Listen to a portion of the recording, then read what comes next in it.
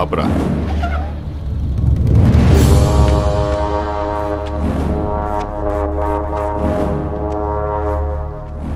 ఏంట్రా ఆలోచిస్తున్నావు?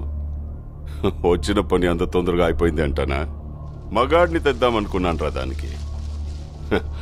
కొంచెం కూడా కసి రోషం లేని నీలాంటోడు ఈ ఇంటికి ఎలా నచ్చాడో నాకు అర్థం కావట్లేదు.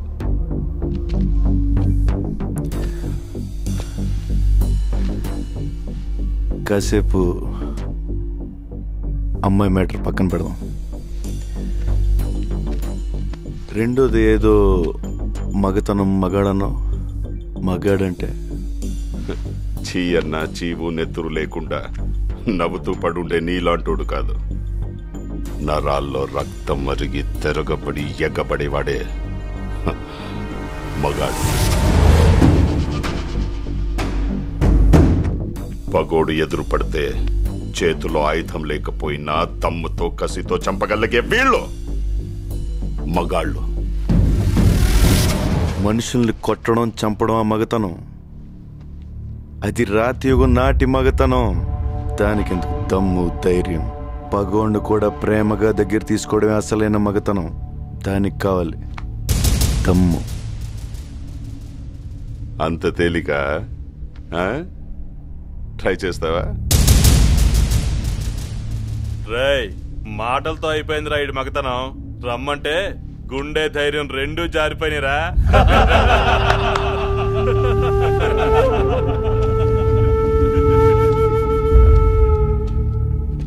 పగోడ్ని ప్రేమించాలని నువ్వు చెప్పిన మగతనం నేను ట్రై చేస్తా.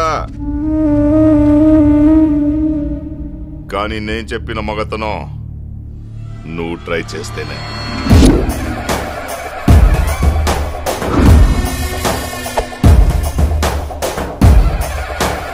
చుక్కలు కనపడాలి రాయ్.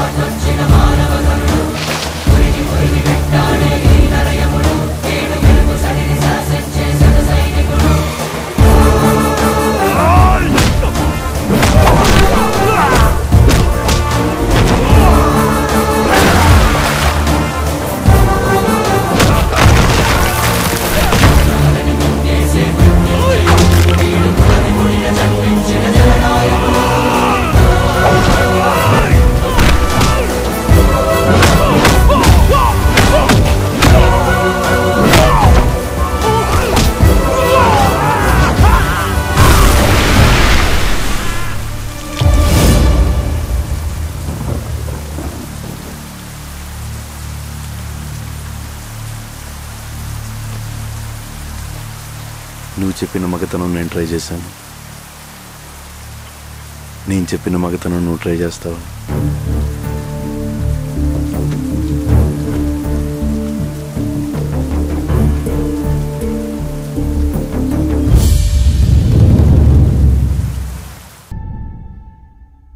సాగు చేసి 1500 ఎకరాల పొలం మీ స్వార్థానికి చేయాలా? మీరొక మాట చెప్తే అయిపోతుందని ఇక్కడ దాకా వచ్చాం. కావాలంటే మీ వాటా మీకు ఇస్తాం. ఎవరితో మాట్లాడుతున్నారో తెలుసా? ఎవరు పంపించారో తెలుసా? ఉమన్న. చెప్పింది చేస్తే మిమ్మల్ని చంపాలన్న పగ కొంచెమైనా తగ్గుతుంది. పగలాగుతాయంటే ఆనందమే, కానీ పేదోడి జీవితం పణంగా పెట్టి కాదు. వాళ్ళకి ఎంతో కొంత డబ్బులు ఇద్దాం. ఎంతో కొంత. రైతులకి డబ్బులిస్తే ఏం చేయాలో తెలియదు. నేలనేం చెయ్యాలో మాత్రమే తెలుసు. ఇంత దూరం వచ్చినట్టున్నారు, మజ్జిగ తాగి వెళ్ళండి. ఇన్నేళ్లు అన్నీ మూసుకుని కుక్కిన పేనుల్లా బతికారుగా, ఇప్పుడు కొత్తగా ఈ రోషం ఎందుకు? నువ్వు కాదన్నావన్న కబురుతో మేము ఈ ఊరు దాటితే ఈ ఊరోళ్ళంతా మీ ఇంటిళ్ళ పాతికి తద్దినం పెట్టాల్సి వస్తుంది. చంపేస్తా. చెప్పాల్సింది చెప్పారుగా, ఇక మీరు బయలుదేరచ్చు.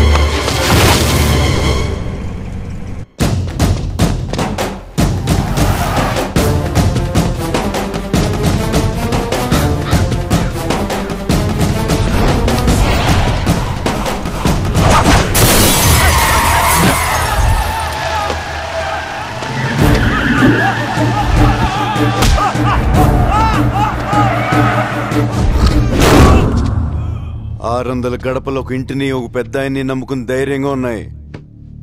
6 నేసుకొచ్చి ఆ ధైర్యాన్ని భయపడదామంటే మీరెలా నమ్మారా?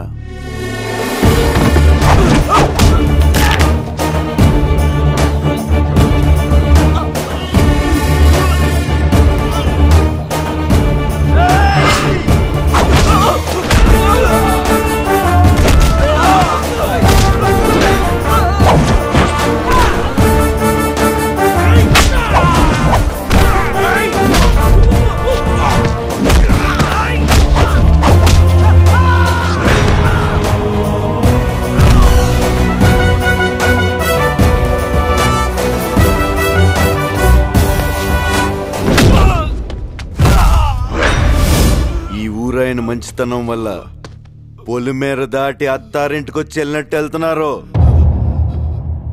20 ఏళ్ళ నుంచి ఒక లెక్క, ఇప్పటి నుంచి ఒక లెక్క. ఆడి కొడుకొచ్చాడని చెప్పు.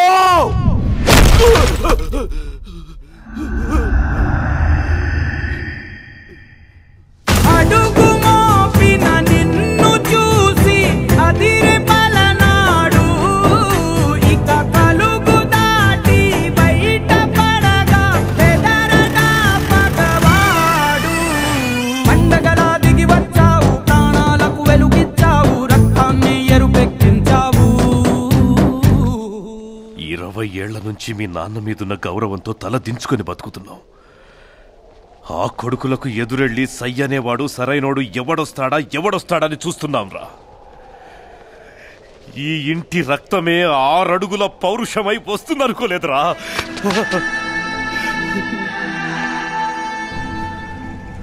ఇక్కడ జరిగిందేది ఉమ్మన్నకి తెలియకూడదు.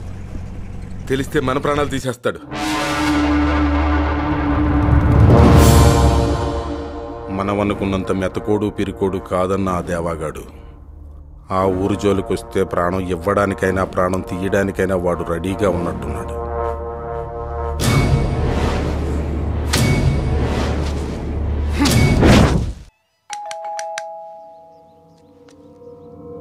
ఎవరు కావాలండి?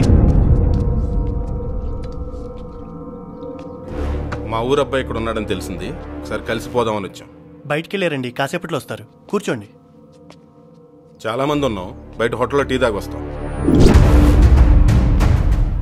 లేపేయగలవన్న కాన్ఫిడెన్స్ ఉంటేనే వెళ్దాం పూర్ణాబాబు. వాడు ప్రాణాలతో మిగిలితే చాలా ఘోరాలు జరుగుతాయి. వాడి తల తీసుకుని మనం ఊరెళ్తాం.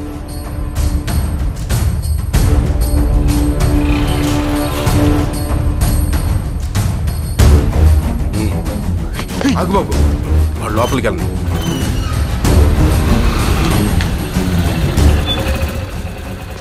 బాబు మీకోసం ఎవరో ఊరి నుంచి 10 మంది వచ్చారు. కూర్చోమంటే ఎదురు హోటల్లో టీ తాగి వస్తామని వెళ్ళారు.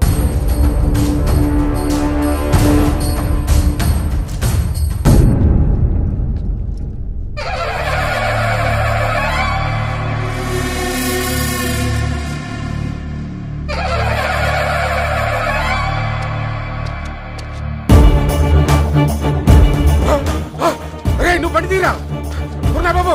ఆడి ఇక్కడెక్కడే ఉన్నాడు. మనం వచ్చామని తెలిసిపోయింది. చెప్తాను ఎక్కడే ఉన్నాడు. ఎదురు యుద్ధం చేయడానికి వాడు సిపాయి కాదు, చిరు తప్పులే. ఎంటాడేటాడు చంపేస్తాడు.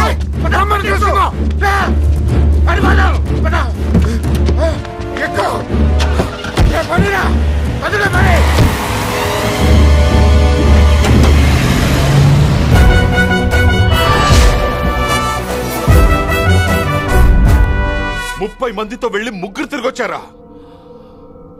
మనిషేనా వాడు? చిరు తప్పులంట. ఆ పులితల నేను తీసుకొస్తాను. ఆ నా కొడుకులకి జీవిత కాలం పై ఉండేలా ఆ తలని పొలిమేరలో ఎలాడదీస్తాను. వీళ్ళకి మారు, మనం జంప్ అయిపోవడం బెటర్.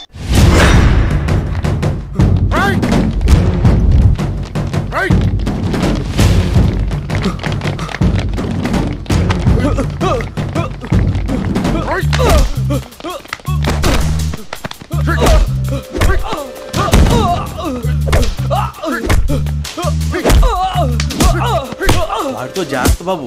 10 ఏళ్ళ నుంచి ఇదే పనిలో ఉన్నాడు. వాడితో జాయిన్ అయిన వాళ్ళందరూ రిటైర్ కూడా అయిపోయారు.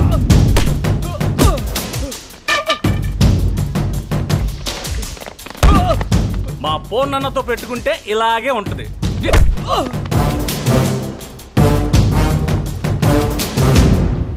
ఏడకెళ్ళొచ్చాడు బే గీ నల్లోకలు సలగాడు. ఉత్సా ఓపిస్తుండు. గీన అయ్యా గిట్లనే కంటిన్యూ అయితే మొత్తానికి అవలగాలం అయిపోతాం. కానీ బొక్కలు పోటీ అలాగల తుక్కలు చేయాలి. మన పేరు చెప్తే సలగానికి సుధురాంచేద్దాం. ఎంత ఎదిగిపోయావన్నో ఎవరి గురించి ఆలోచన చేసేది లేదు. ఏ శైరి నా గురించి అస్సలు ఆలోచన.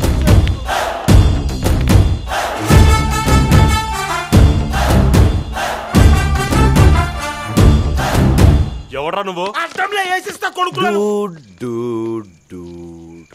ఆ పూర్ణ నాకు వదిలేండి, వాడిని నేను హ్యాండిల్ చేస్తా. రే కొడుకుల గుట్నాల వల్ల కొట్టే మూడ్లో వచ్చినా నువ్వు నడిమిట్లా పరిచయం చేయకు. నీ టెంపో నాకు అర్థమైంది, కొంచెం ఆగు. టాస్ వేస్తా. టాస్లో ఎవరు నెక్కితే ఆ పూర్ణ వాళ్ళ సొంతం. ఏ నడిమిట్లా నీ బొంగులో టాస్ ఏంద్రా బాయ్? నువ్వు పక్కన కొడుకులు. ఏ బండడు, నువ్వు బాగా రెచ్చిపోతున్నావు. సరే ఓపెన్ చేద్దాం. మీరు నేను కొట్టేసుకుందాం. ఎవరు విన్ అయితే పూర్ణ వాళ్ళ సొంతం.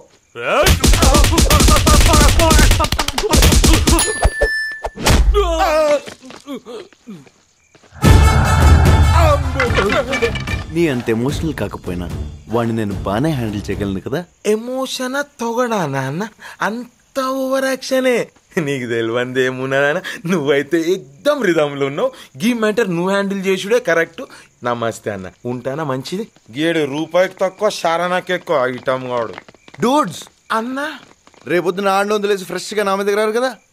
ఊకో అన్న, పొద్దున ఎంట్రన్స్ టెస్ట్ ఉన్నది, మేము చదువుకోవాలి. అబే టిప్పర్లు వేసుకరానరా రూమ్ పోగానే ముందు ఈయనకి.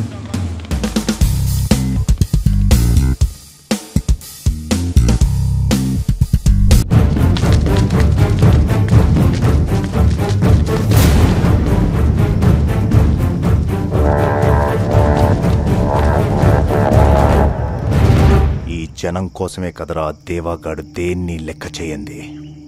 తెల్లారేసరికల్లా కాలి బూడిదైపోతే ఏం చేస్తాడో చూద్దాం.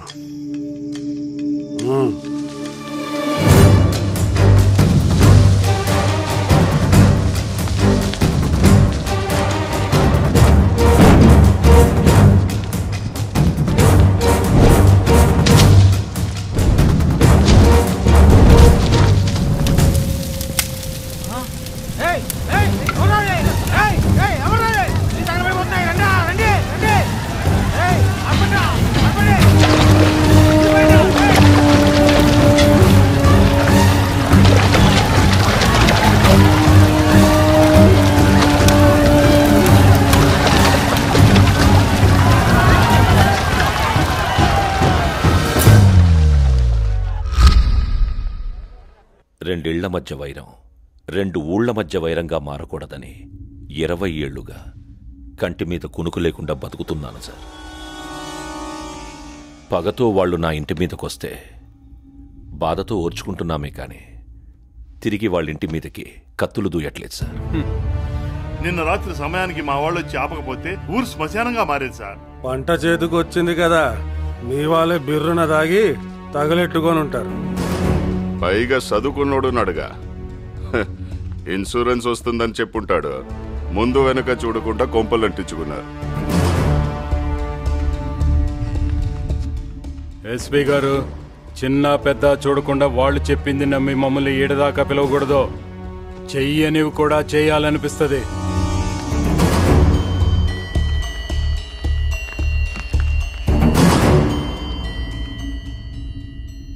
సారీ దేవా గారు, ఇది వాళ్లే చేశారని నాకు కూడా తెలుసు, కానీ ఏం చెయ్యలేని పరిస్థితి. మండే సూర్యుడు కూడా అలిసిపోయి పశ్చిమానికి వాలిపోతాడు. కానీ వీళ్ళ ఆవేశాలు ఎప్పుడు అలిసిపోతాయో అర్థం కావడం లేదు సార్. వస్తాను.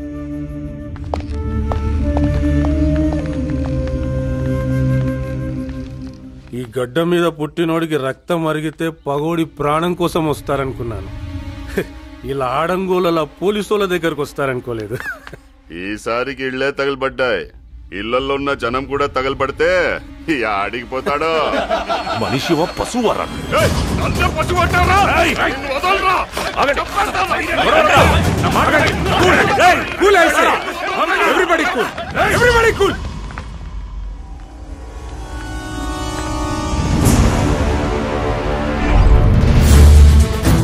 జై, ఎక్కడికి?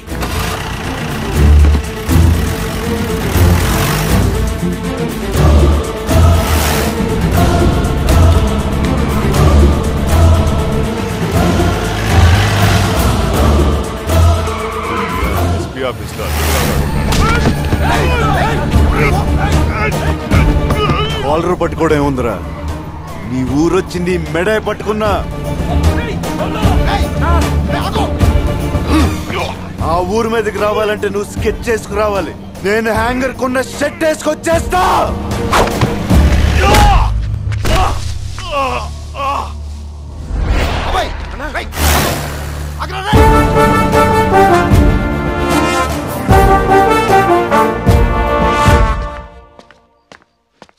జై,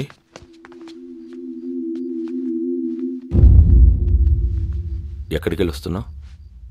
దగ్గరలో తనకు తెలిసిన వాళ్ళున్నారంటే ఓసారి పలకరించొద్దామని వెళ్ళామన్నయ్య. ఊళ్ళో పరిస్థితులు బాగాలేవు. ఏవో చిన్న గొడవలు. నువ్వేదో సరదాగా ఉందామని ఇక్కడికి వచ్చుంటావు. ఈ టైంలో ఇక్కడ ఉండడం మంచిది కాదు. ఆ ఊరి మనుషులకి నువ్వెలా ఉంటావో కూడా తెలియకూడదు. నీకేదైనా అయితే అది జీవితాంతం నన్ను క్షమించదు. నువ్వు బయలుదేరి. సరే నాన్న.